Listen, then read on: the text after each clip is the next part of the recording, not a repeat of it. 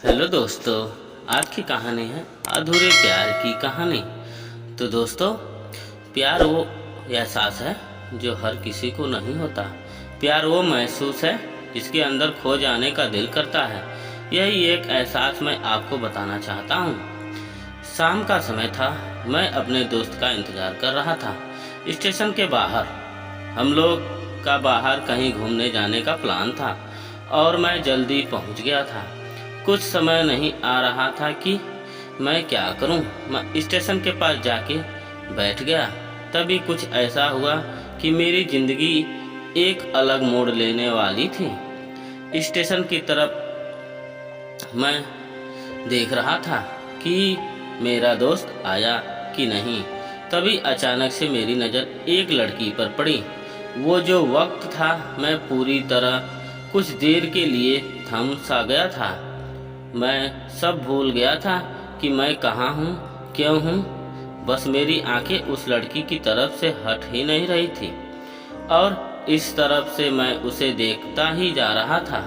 उसकी महसूस चेहरा, उसकी छोटी छोटी आंखें, उसके मासूम सा चेहरा पे वो मासूम सी उसकी हंसी, जैसे मानो कोई परी हो। वो उसे देखकर पहली नज़र में मानो दिल को कुछ होने लगा था।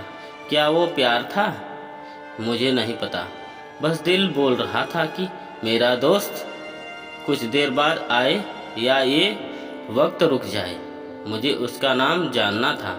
उसके बारे में बहुत कुछ पता करने को दिल कर रहा था, लेकिन कैसे करूं ये समझ ही नहीं आ रहा था। जब कुछ समझ नहीं आया तब मैंने बस भगवान से प्रार्थना किया कि मुझे ये लड़की मेरी ज़िंदगी में चाहिए। वो जा रही थी मेरी आंखों से दूर। मुझे रोकना था उसे, उससे बातें करना था, उससे दोस्ती करनी थी और उसे अपने दिल की बात बतानी थी। लेकिन कैसे? यही सवाल बस बार बार मेरे मन में आ रहा था और मुझे बेचैन किए जा रहा था। मैंने फिर सोच लिया कि मेरी आंखों से दूर होने से पहले मुझे इसका नाम पता चल जाए तो मैं इसे अपना बनूंगा और शायद भगवान ने ये उसे भेजा होगा मेरे लिए, ये मैं समझूंगा। तभी भगवान ने चमत्कार कर दिया। पीछे से आवाज़ आया, प्रिया मैं यहाँ हूँ। फिर वो पीछे देखी तो मैंने देखा वहाँ से एक लड़की आवाज़ दी और उस के पास चली गई। तभी मैं समझा उस लड़की का नाम प्रिया था। मैं खुश हो गया और उस लड़की को मन किया कि जा रहा धन्यवाद बोल दूं, क्योंकि उसी की वजह से मुझे उसका नाम पता चला। बस तभी मैंने ठान ली, अब उसे अपना बनाना है, उसे अपनी ज़िंदगी में लाना है। फिर तभी मैं उसके पीछे जाने लगा कि अचानक ही पीछे से एक हाथ आया। पीछे देखा तो दोस्त आ गया था। अब मैं क्या करूं समझ नहीं आ रहा था। मैं क्या बोलूं उससे, कैसे मना करूं उससे, कैसे जाऊं मैं उसके पीछे। मैं इसी सोच में लगा रहा था। तब तक वो मेरी आंखें से दूर जा चुकी थी। दिल मानो रोने लगा था और तभी मानो ऐसा लगा कि जैसे सब कुछ एक सपना था बस, और आंखें खुल गया तो सपना टूट गया। मैं वहाँ से चला तो गया अपने दोस्त के साथ, लेकिन पूरी रास्ते बस उसी के बारे में सोचता रहा। मानो मेरी दिल अब उसके ख्याल से निकलने को तैयार ही नहीं था। दूसरे दिन मैं के लिए तैयार हो गया और कॉलेज पहुंचा और बेंच पे जाकर बैठ गया। तभी दोस्त ने बुलाया और कहा, देख अपने कॉलेज में एक नई लड़की आई है। मेरा मन अभी भी बस उसी के ख्याल में डूबा हुआ था। आँखों से उसका चेहरा मानो हट ही नहीं रहा था। वो बार बार मुझे आवाज़ दिए जा रही थी।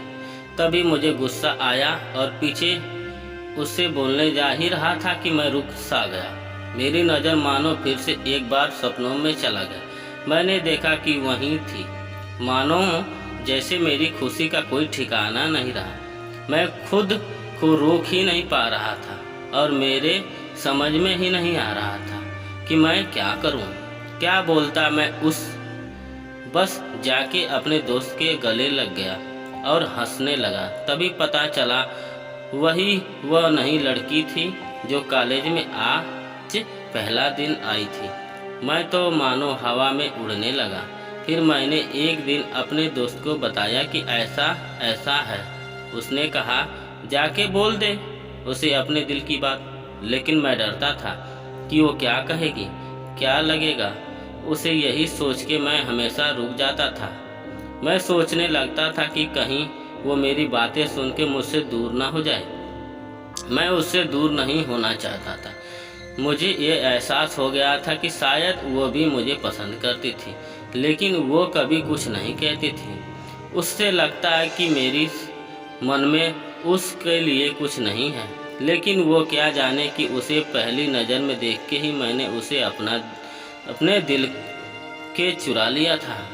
बीतते गए हम लोग एक अच्छे दोस्त की तरह साथ रहते और बातें करते थे, लेकिन न कभी मुझसे हिम्मत हुआ उससे कुछ भी कहने का। और ही उसे वक्त बीत गया और इस तरह का हम लोग की पढ़ाई पूरी हो गई। लेकिन मेरे दिल में उसके लिए अभी भी पहला और आखिरी प्यार था, और शायद उसके लिए भी। और इस तरह से हम सबको अलग अलग कंपनी में जॉब लग गई थी। तभी बस एक दिन मैंने सोच लिया कि अब बस मैं उससे कल जाके दिल की बात बता दूंगा मैं। अगले दिन सुबह उठा और मैंने उसे फ़ोन किया और उससे कहा कि मुझे मिलना है। उसने मिलने के लिए हाँ कर दिया और इस बात से मुझे बहुत खुशी मिला। हम लोग ने एक समय निर्धारित किया था और मैं समय से पहले वहाँ उसका इंतज़ार कर रहा था। भी मेरी नज़र उस पर पड़ी।